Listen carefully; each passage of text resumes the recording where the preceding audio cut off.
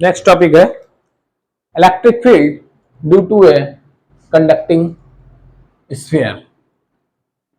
Same चीज आएगी conducting shell के लिए भी, यानी हॉलो स्फीयर, और नॉन कंडक्टिंग शेल के लिए भी। एक्चुअली क्या है कि जो कंडक्टिंग स्फीयर है उसकी एक प्रॉपर्टी होती है, कंडक्टर की ही प्रॉपर्टी है कि वो अपना सारा चार्ज जो अपनी सरफेस पे रखता है। इन लोगों ने नहीं पढ़ा है वो उस टॉपिक को देख लेंगे। चार्ज वो कहाँ पे रखता है, चार्ज कहाँ रखता है, सरफेस पे रखता है। तो अगर हमारे पास कंडक्टिंग स्फीयर है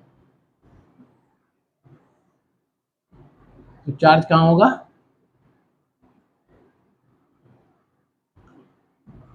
इसकी सरफेस पे।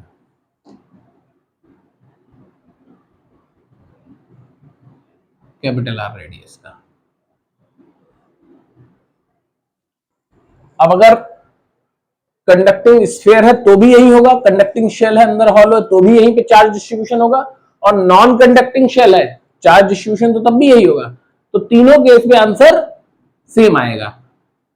तो हमारे पास एक यूनिफॉर्मली चार्ज कंडक्टिंग स्फीयर है और उसके सरफेस पे चार्ज यूनिफॉर्मली डिस्ट्रीब्यूटेड है, आर रेडियस है उसकी, और हमको आर डिस्टेंस पे एक पॉइंट है जिसपे हमको इलेक्ट्रिक फील्ड फाइंड करनी है। तो हम बोलेंगे, इसको लिखेंगे कि let us consider a spherical concentric Gaussian surface. Let us consider a concentric spherical Gaussian surface passing through the point P. यानी दोनों के सेंटर सेम होने चाहिए, और इस सरफेस से कोई एक एरिया एलिमेंट ले लिया, डीए वेक्टर इधर होगा और इलेक्ट्रिक फील्ड भी इधर होगी। तो flux through this small area element क्या हो जाएगा जाके, ई डॉट डी ए। ई और डी ए के दोनों के एंगल सेम है, तो ई डी ए cos 0, तो E D A for the complete Gaussian surface, complete spherical Gaussian surface क्या आ जाएगा जाके, d5 close integral of E D A. Again ये जो इलेक्ट्रिक फील्ड है वो यहाँ यहाँ यहाँ सब जगह अलग अलग होगी, वेक्टर अलग है, इसका डायरेक्शन इधर है, यहाँ पे इधर होगा, यहाँ पे, लेकिन न्यूमेरिकल वैल्यू हर जगह सेम होगी। तो इस ई को हम बाहर ले सकते हैं। हाँ, अगर ये चीज होती वेक्टर तो बाहर नहीं ले सकते थे, तो ई को हमने यहाँ बाहर ले लिया तो क्या बना जाके, तो इस पूरे का एरिया कितना बनेगा, पूरा स्फीयर, पूरे स्फीयर का एरिया क्या आ जाएगा जाके 4 पाई आर स्क्वायर। अब बाई गॉस लॉ,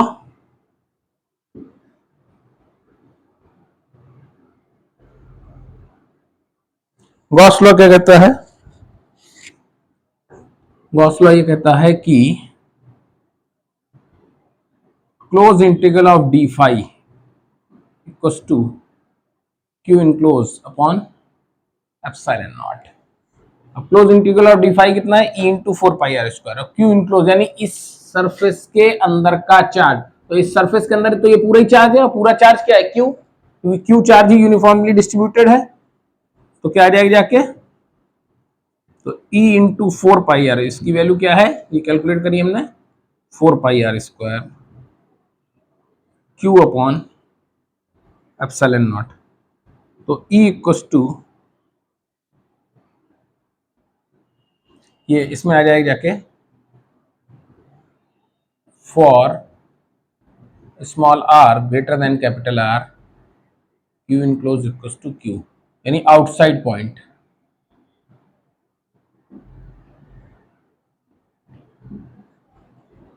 तो E equals to Q upon 4 pi epsilon not R square.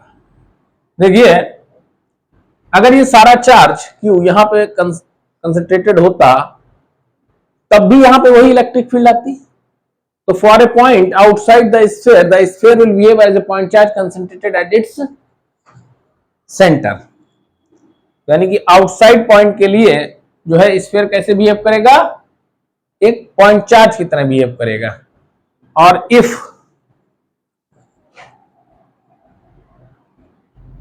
Q enclosed equals to zero, कब कब जीरो है?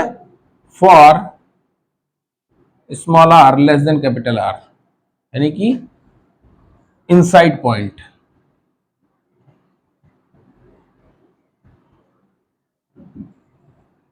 तो तब क्या बनेगा जाके? E इंटू 4 पाई r स्क्वायर।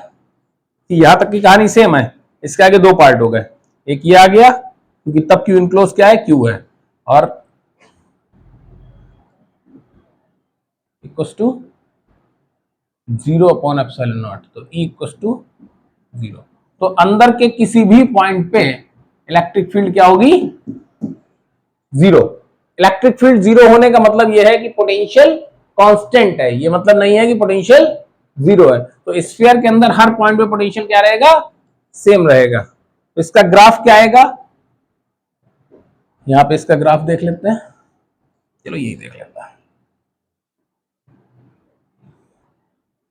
अंदर इलेक्ट्रिक फील्ड जीरो है, और उसके बाद इलेक्ट्रिक फील्ड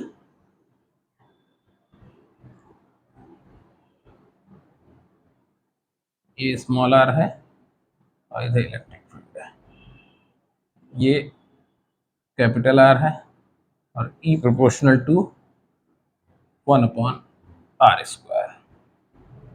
ठीक है, नेक्स्ट देखते हैं।